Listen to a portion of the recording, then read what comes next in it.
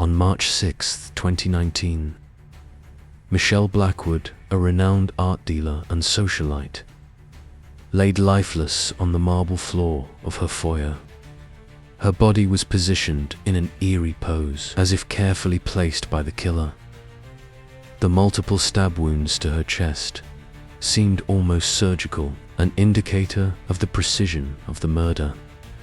A small pool of blood had formed around her, like a dark halo, and her eyes were frozen in a permanent stare, as if she had seen her own demise approaching. Her husband, Nicholas Blackwood, stood there in shock, together with the Winchesters, Alan and Malia. The Blackwoods' maid stood behind them, all shocked by the sight before them. The police began to investigate the murder, but little did they know that the secret they would find would leave them shocked. Nicholas Blackwood was a formidable figure in the business world, celebrated for his acumen and drive. As the CEO of Blackwood Industries, born in 1975 in Chicago, Illinois, his rise from humble beginnings was nothing short of remarkable. Raised by a hard-working single mother, Nicholas's early life was marked by struggle and perseverance. Driven by a desire to escape his circumstances, he excelled academically and earned a scholarship to the prestigious University of Chicago Booth School of Business in 1993. Upon graduating with an MBA in 1997, he started his career in a small real estate firm where his innate talent for spotting potential and turning struggling assets into profitable ventures quickly set him apart. By 2005, Nicholas had already made a name for himself in the business world, and in 2010 he founded Blackwood Industries, which rapidly expanded into a global conglomerate. Under his leadership, his success was marked by his ability to navigate complex financial landscapes and his uncanny ability to predict market trends. Under his leadership, the company flourished, becoming a significant player in each sector. His reputation as a savvy businessman and a charismatic leader spread, earning him respect and influence across the corporate world. Nicholas's life seemed to epitomize success, from his thriving career to his opulent lifestyle. And he appeared to have it all. Michelle Blackwood, his wife, was a prominent figure in the art world, known for her sophisticated taste and keen eye for emerging talent. Michelle had made a name for herself as a celebrated art dealer since opening her own gallery in 2008. Her presence at high-profile gallery events and charity galas such as the 2012 Venice Biennale and the 2015 Met Gala was always noted, and she had a reputation for bringing a touch of elegance to every occasion. Miguel's career and social standing complemented Nicholas's own, and together they formed a glamorous couple admired by their peers. They had married in 2007, and their union, which had spanned 12 years, appeared to be the epitome of success and stability. By 2019, Michelle's gallery had become a leading destination for contemporary art, solidifying her position as a respected figure in the art world. Nicholas and Michelle Blackwood first met Alan and Malia Winchester at a high-profile charity gala in Manhattan on November 10th. The event, held at one of the city's grandest venues, was a gathering of influential figures from various sectors, including art, finance, and technology. Michelle, renowned for her role in the art world, was a guest of honor, and Nicholas, as a prominent CEO, was there to support his wife and contribute to the event's success. Alan Winchester, a charismatic and affluent businessman, was immediately drawn to Michelle's grace and insight. During the evening, Malia, equally charming and well-connected, quickly struck up a conversation with Nicholas. The four of them found themselves engaged in lively discussions about art, business, and high society, their mutual interests creating an immediate bond. The conversation flowed effortlessly, with Michelle and Malia discussing their favorite artists and upcoming exhibitions, while Nicholas and Alan shared insights into the latest business trends and investment opportunities. The chemistry between the couples was undeniable, and what began as casual conversation quickly deepened into a genuine friendship. As the evening progressed, the Winchesters invited the Blackwoods to their home for a more intimate gathering. The invitation was eagerly accepted, and soon, the two couples were spending weekends together, attending events and exploring their shared interests. Their friendship grew stronger over time, with frequent dinners, cultural outings, and collaborative charity efforts. It was during one of these gatherings that the topic of unconventional lifestyles and personal experimentation came up. Alan and Malia, known for their adventurous spirit, introduced the idea of a wife-swapping arrangement, suggesting it as a way to add excitement and variety to their lives. Nicholas and Michelle, intrigued by the idea and looking for a new dynamic in their relationship, agreed to explore this new arrangement. The mutual respect and trust between the Blackwoods and the Winchesters made this arrangement seem like a natural extension of their friendship. The couple's interactions, initially marked by curiosity and enthusiasm, soon became a regular part of their social lives. The wife-swapping arrangement was initially intended as an adventurous diversion from their high-profile lives, providing excitement and novelty. It quickly became a regular part of their social interactions, blending the personal and professional spheres of their lives. Alan and Malia's influence on the Blackwoods was significant, and their mutual engagement in this unconventional lifestyle began to complicate their relationships. Around 2017, Michelle Blackwood and Alan Winchester, who had been engaging in a wife-swapping arrangement with their partners, began to develop strong emotional bonds with each other. Their physical intimacy, which had started as a thrilling experiment, had evolved into a deep connection. They found themselves craving each other's company, sharing secrets, and exploring desires they had never known before. As their relationship became more intimate, Michelle and Alan struggled to maintain the boundaries of their arrangement. They began to question whether their feelings for each other were merely a product of their fantasy or something more profound. Meanwhile, Nicholas and Malia, oblivious to the growing intensity between their partners, continued to enjoy the benefits of their unconventional arrangement. They started to secretly meet outside of their arranged wife-swapping encounters. Stolen moments, hidden glances, and whisper promises became a regular part of their lives. When they were together with their respective partners, Nicholas and Malia, for their wife-swapping sessions, Michelle and Alan couldn't help but feel a spark that they no longer felt with their own spouses. During these sessions, they would often find themselves lost in each other's eyes, their passion and intimacy with each other surpassing anything they experienced with their own partners. They began to crave each other's touch, and their encounters became more intense and satisfying than ever before. Nicholas and Malia, still oblivious to the growing connection between their partners, continued to participate in the wife-swapping arrangement, unaware that their spouses had begun to emotionally and physically check out of their relationships. The fantasy that had once brought them all together was now threatening to tear them apart.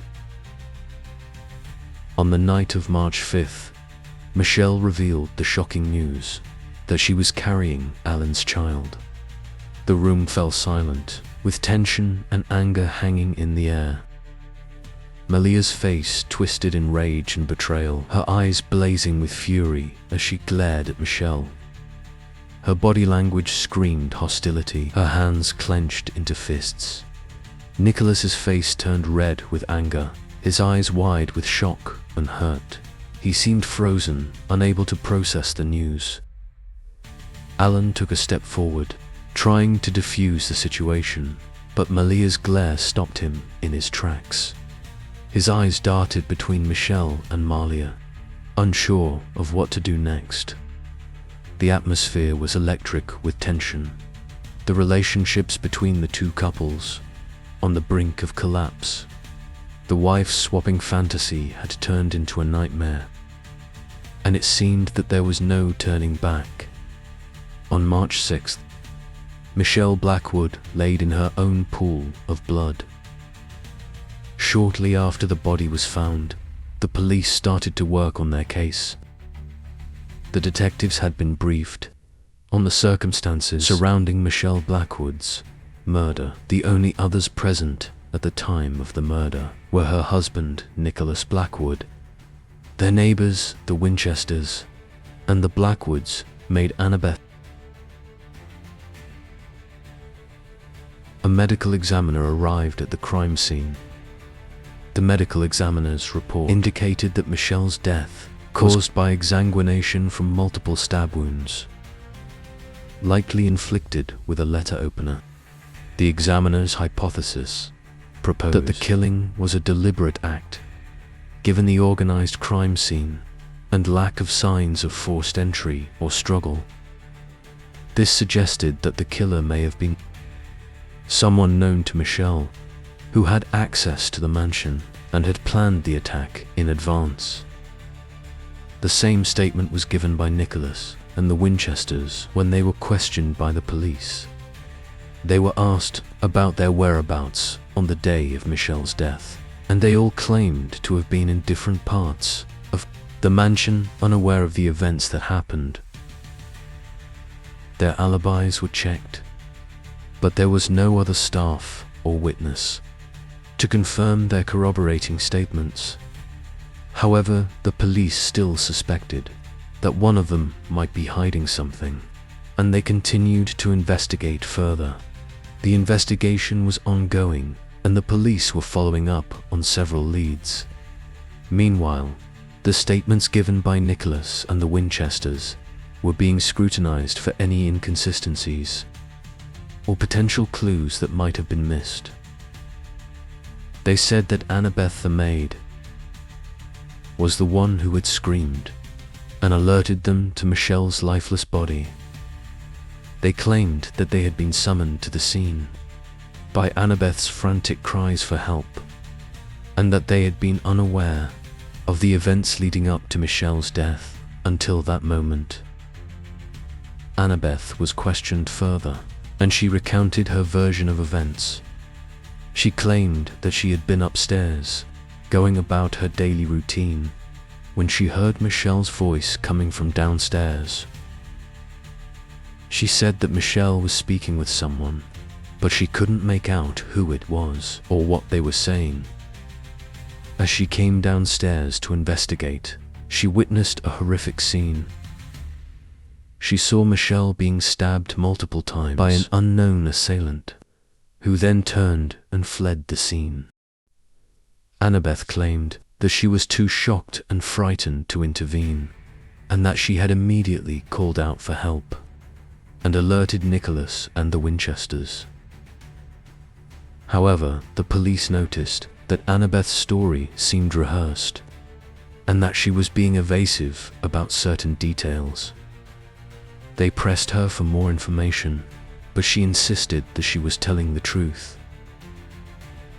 The police were not convinced, and they continued to investigate Annabeth's involvement in Michelle's murder. That day, Michelle's body was taken for autopsy, and when the result came out, the medical examiner's report revealed that Michelle's body had signs of a fierce struggle and she was indeed pregnant. Although no DNA was found on her body, one peculiar detail caught the investigators' attention. A small, almost imperceptible thread of fabric was lodged in the wound on her hand. Further analysis revealed that the thread matched the fabric of the Blackwoods' living room couch.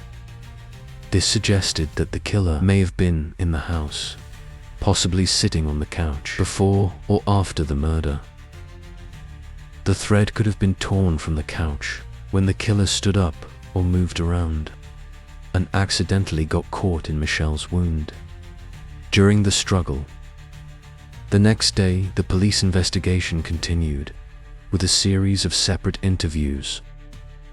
Nicholas, still reeling from the loss of his wife, was questioned in one room, while the Winchesters, including their maid Annabeth, were questioned in another. When asked to provide a detailed account of their activities on the night before the murder, discrepancies emerged in their statements. Nicholas claimed he had been in his study working late and hadn't seen or heard anything unusual. Alan said he had been watching TV in the room upstairs, while Malia claimed she was in their bedroom, reading a book. However, Annabeth, the maid, revealed that she had seen Malia arguing with Michelle in the living room around 10 p.m. and later saw Alan together with Michelle around 10:30 p.m. The police noticed that the Winchester stories didn't match Annabeth's account, and the maid's revelation raised more questions. Who was telling the truth, and what were they hiding? The investigation was getting more complicated. By the minute, the police probed Annabeth further, sensing she might be a crucial witness. They asked her to elaborate on the Winchesters' frequent visits to the Blackwoods' residence. Annabeth hesitated, then revealed a shocking detail. She had noticed that the Winchesters in Blackwoods would swap wives during their get-togethers. It was a regular occurrence, and Annabeth had grown accustomed to seeing the couples switch partners. The police were stunned by this revelation. They had suspected an affair, but not a consensual wife-swapping arrangement between the two couples. The police brought Nicholas and the Winchesters in for further questioning, armed with the new information from Annabeth. They asked each of them separately if they had been involved in a wife-swapping arrangement, and to their surprise, all of them admitted to it. Nicholas, Alan, and Malia each confirmed that they had indeed been swapping partners, and that it had been a consensual agreement between the two couples. They claimed it was just a harmless experiment, a way to spice up their marriages and explore new connections. As the investigation continued, the spotlight fell on Malia and Nicholas, who now emerged as prime suspects in Michelle's murder. The police had discovered a clear motive: the pregnancy.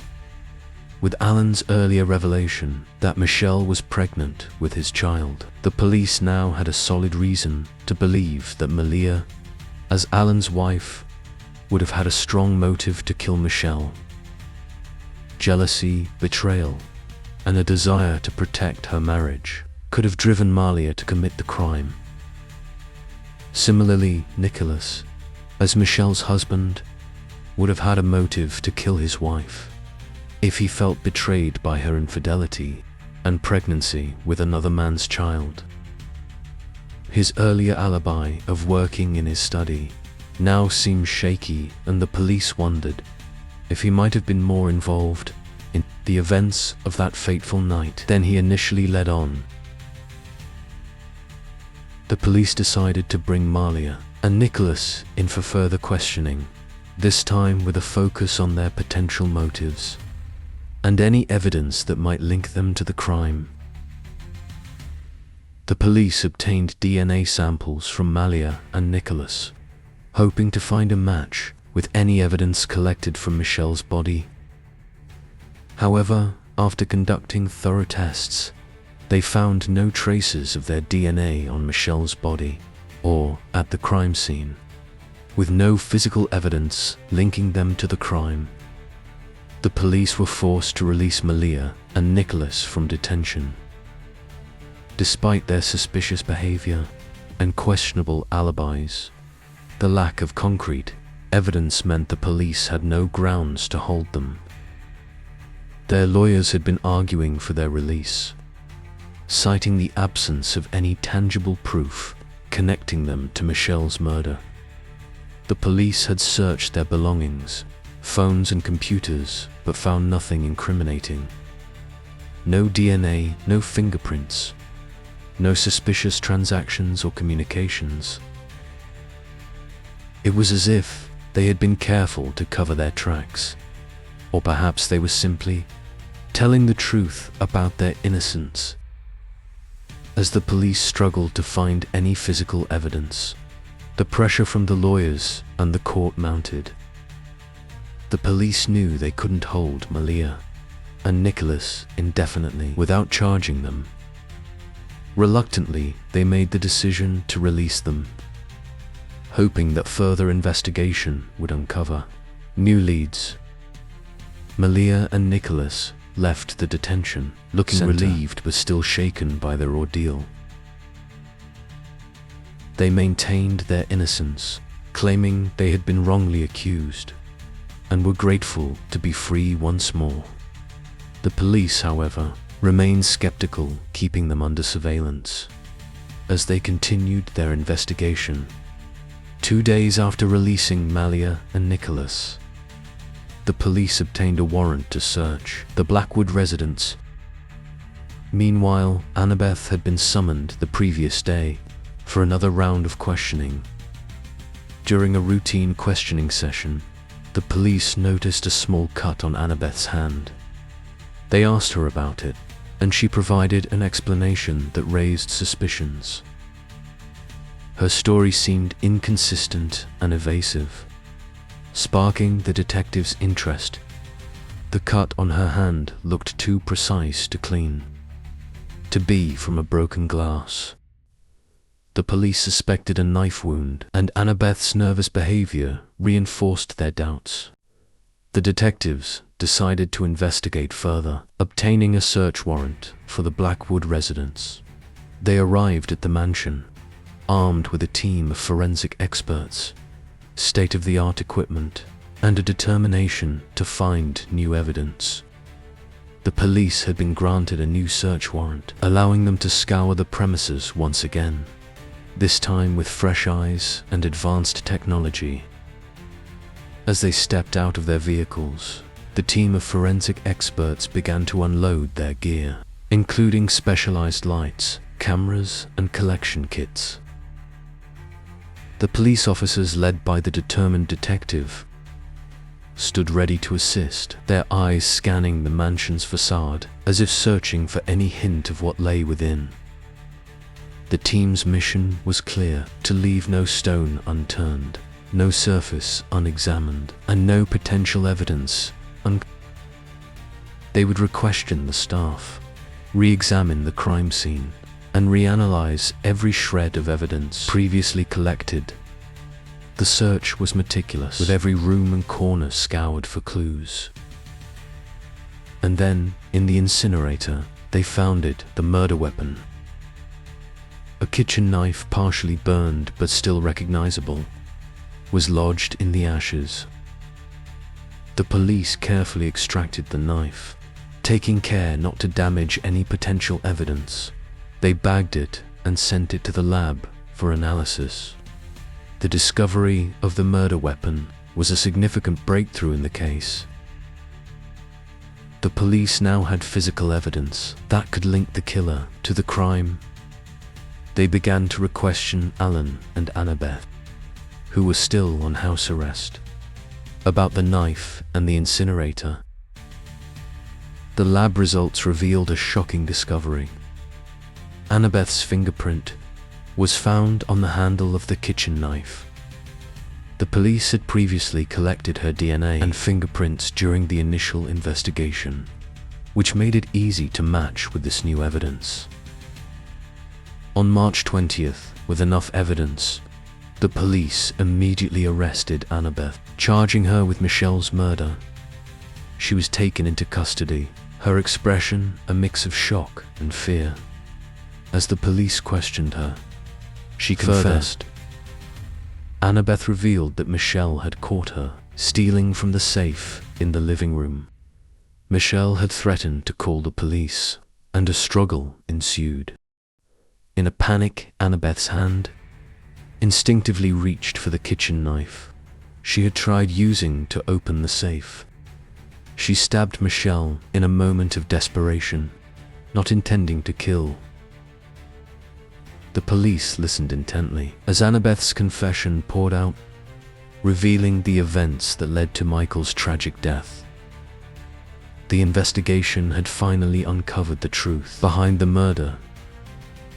Annabeth's actions, driven by fear and desperation, had led to a devastating outcome. The police took Annabeth into custody, charging her with Michelle's murder. The defense tried to argue that Annabeth had acted in self-defense, but the prosecution countered that the evidence showed a clear intention to kill. After deliberating for hours, the jury delivered a guilty verdict.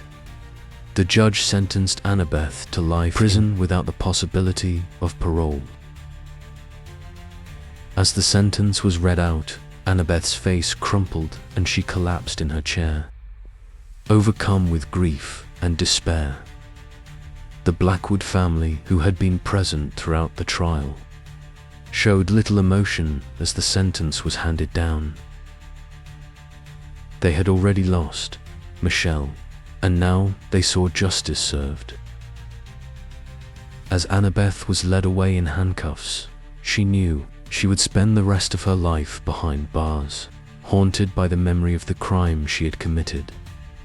The once quiet and unassuming maid had been revealed as a ruthless killer, and now she would pay the ultimate price.